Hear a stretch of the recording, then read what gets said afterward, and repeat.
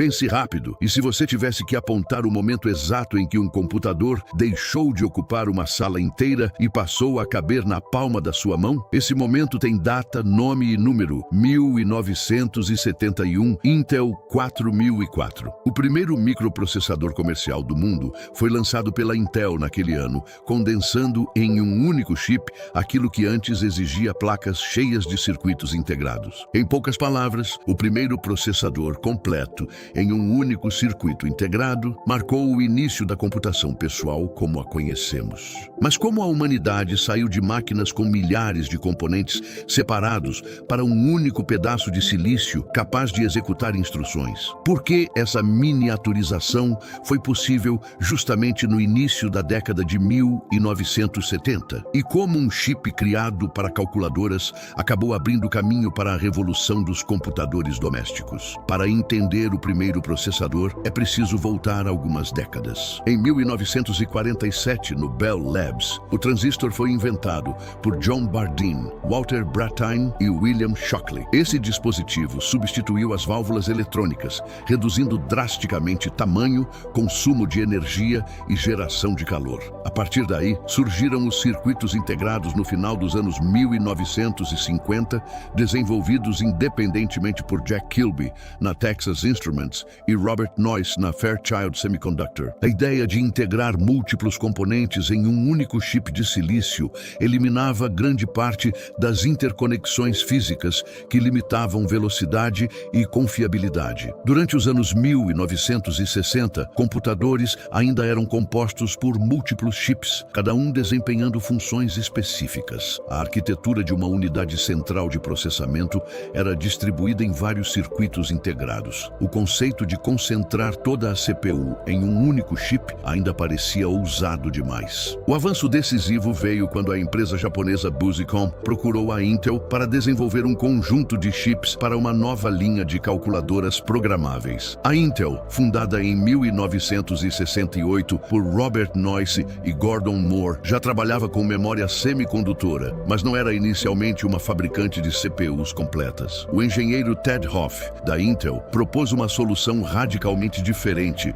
do projeto original solicitado pela Busicom. Em vez de criar vários chips dedicados a funções específicas, ele sugeriu uma arquitetura programável, mais genérica, que pudesse executar diferentes tarefas via software. Federico Fagin liderou a implementação física do projeto usando tecnologia de porta de silício, enquanto Stan Mazor colaborou na definição da arquitetura. O resultado foi o Intel 4004, anunciado oficialmente em novembro de 1971. O 4004 era um microprocessador de 4 bits, com cerca de 2.300 transistores, fabricado com tecnologia de 10 micrômetros. Operava a aproximadamente 704 kHz e podia executar cerca de 92 mil instruções por segundo. Seus números parecem modestos hoje, mas à época representavam a integração completa de uma CPU em um único chip comercialmente disponível. Ele não era apenas um componente eletrônico, era uma unidade central de processamento completa,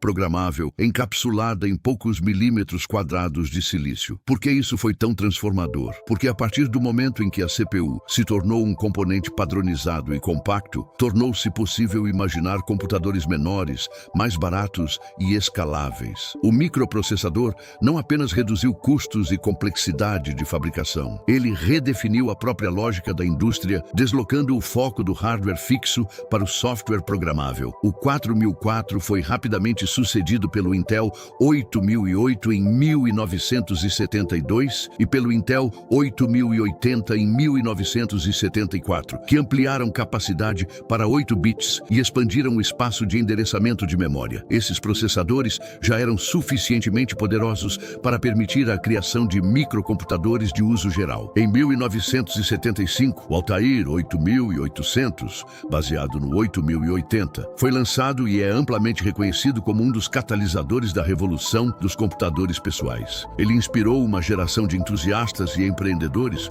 incluindo Bill Gates e Paul Allen, que desenvolveram uma versão da linguagem BASIC para a máquina. O microprocessador transformou o computador de uma ferramenta institucional, restrita a governos, universidades e grandes corporações, em uma plataforma potencialmente acessível a indivíduos. A miniaturização não era apenas técnica, era econômica e social. A Lei de Moore, formulada por Gordon Moore em 1965, previa que o número de transistores em um chip dobraria aproximadamente a cada 2 anos. Essa previsão tornou-se uma força motriz da indústria, guiando investimentos e estratégias tecnológicas por décadas. Ao concentrar a CPU em um único chip, o microprocessador criou as condições estruturais para o surgimento de empresas como Apple e Microsoft na segunda metade dos anos 1970. Computadores como o Apple II e, posteriormente, o IBM PC foram possíveis porque o núcleo de processamento já existia como componente padronizado, produzido em larga escala. O que antes exigia equipes de engenheiros especializados passou a ser montado a partir de peças disponíveis no mercado. Cada avanço posterior em microarquitetura, pipeline, cache, paralelismo e integração em larga escala é, em essência, uma expansão do mesmo princípio estabelecido em 1971, concentrar poder computacional em escalas cada vez menores. O primeiro processador comercial não foi apenas um produto técnico, foi uma mudança de paradigma. Ele separou definitivamente a ideia de computador do tamanho físico da máquina. Hoje, bilhões de microprocessadores estão embutidos em smartphones, automóveis, eletrodomésticos e satélites. Cada um deles é descendente direto daquele chip de 4 bits criado para uma calculadora japonesa. A pergunta que permanece não é apenas como conseguimos miniaturizar tanto poder em tão pouco espaço, mas o que significa viver em um mundo onde praticamente toda a infraestrutura física depende de decisões tomadas por circuitos microscópicos. Se a integração de 2.300 transistores em 1971 iniciou a era da computação pessoal, o que estamos realmente inaugurando ao integrar dezenas de bilhões em um único chip contemporâneo, e qual será o próximo limite que parecerá impossível até que alguém decida condensá-lo em silício?